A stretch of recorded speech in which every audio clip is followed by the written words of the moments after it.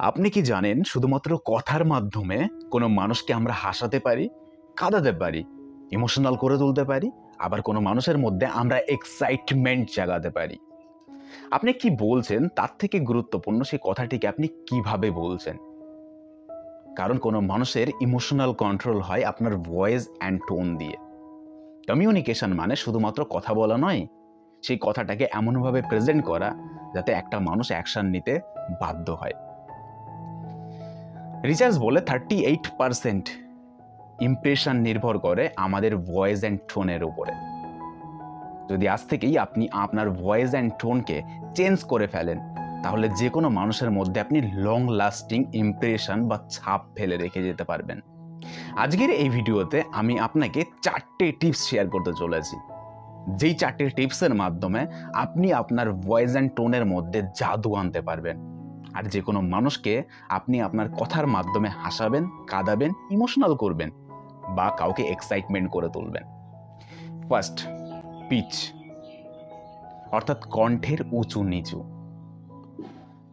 আপনি যখন কথা বলছেন তখন আপনি স্ট্রংলি একই ফ্লোতে কথা না বলে আপনার কথাটাকে একটু সফট বানান।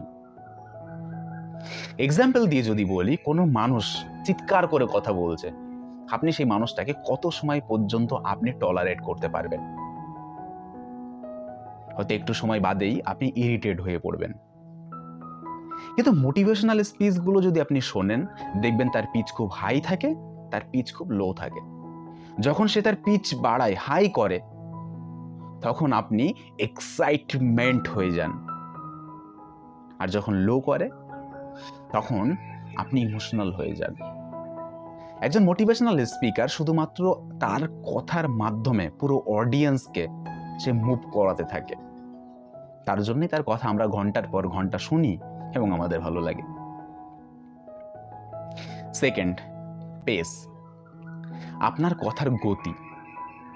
আপনি কি খুব স্পিডে কথা বলছেন? যদি খুব স্পিডে কথা বলেন, তাহলে আপনার কথা মানুষ খুব কম অ্যাবজর্ব করতে পারবে। আর যদি সেই কথাটাকে আপনি আস্তে আস্তে, খুব ধীরে সুস্থে আপনি যদি বোঝান বা প্রেজেন্ট করেন, গতি যদি কন্ট্রোল করেন, তাহলে একটা মানুষ আপনার কথাটাকে খুব কিউরিওসিটি নিয়ে শুনবে এবং বোঝার চেষ্টা করবে। আর দেখা যাবে সে বোর না হয়েই লং টাইম আপনার কথা শুনে চলেছে। দেখবেন যদি খুব স্পিডে বলেন, তাও মানুষ ইরিটেট হয়ে যাবে, আর যদি খুব স্লো বলেন, তাহলে মানুষ বোর হয়ে যাবে। তাই আপনার কথার মধ্যে মিডিয়াম পেস আপনাকে মেনটেন করতে হবে। থার্ড, পজ, অর্থাৎ নীরবতার শক্তি। অ্যাকচুয়ালি চুপ থাকার একটা আলাদাই শক্তি আছে। যদি আপনি কথা বলার মাঝখানে, বিশেষ করে ইম্পর্টেন্ট কিছু শেয়ার করার আগে যদি আপনি ছোট্ট একটা পজ নেন, তাহলে আপনার কথার কিউরিওসিটি তৈরি হয়, অর্থাৎ যে পয়েন্টটিকে আপনি বলবেন সেটা ভ্যালুয়েবল বলে মনে হয়। যেমন আপনি শেয়ার করতে পারেন, আজকে একটা দুর্দান্ত ঘটনা আমার সঙ্গে ঘটেছে যা তোমার জীবনকে কমপ্লিটলি চেঞ্জ করে দিতে পারে, আর সেই কথাটি আমি তোমাকে শেয়ার করতে চাই। সেটি হচ্ছে নীরবতার শক্তি। এইভাবে যদি আপনি কোনো মানুষকে শেয়ার করেন, ইম্পর্টেন্ট কথাটা যদি আপনি পজ নিয়ে বলেন, তাহলে সেই মানুষটি আপনার কথাটা কিউরিওসিটি নিয়ে শুনবে এবং লং টাইম পর্যন্ত আপনার সঙ্গে কানেক্ট হবে। ফোর্থ পয়েন্ট, ভলিউম, অর্থাৎ আওয়াজের শক্তি। যদি আপনি খুব লাউডলি কথা বলেন, তাহলে সবসময় মানুষ আপনার থেকে পালাবে। আর যদি আপনার ভয়েসটাকে আপনি কখনো হাই কখনো লো এইভাবে মডিউলার করেন, তাহলে মানুষ আপনার কথা মন দিয়ে শুনবে।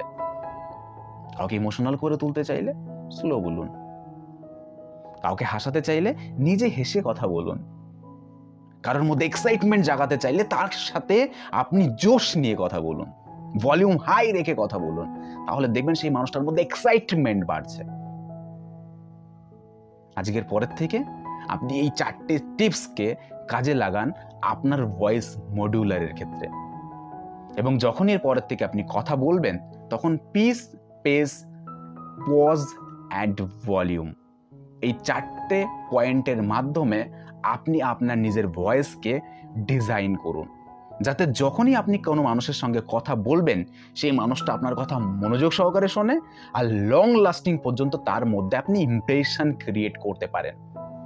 আজকের এই ভিডিওতে আমরা শিখেছি কি করে আমরা আমাদের ভয়েসকে চেঞ্জ করব, কী করে আমরা আমাদের টোন বা ভয়েসকে আপগ্রেড করব, আর লং লাস্টিং কোনো মানুষের মধ্যে আমরা ইমপ্রেশন ক্রিয়েট করব।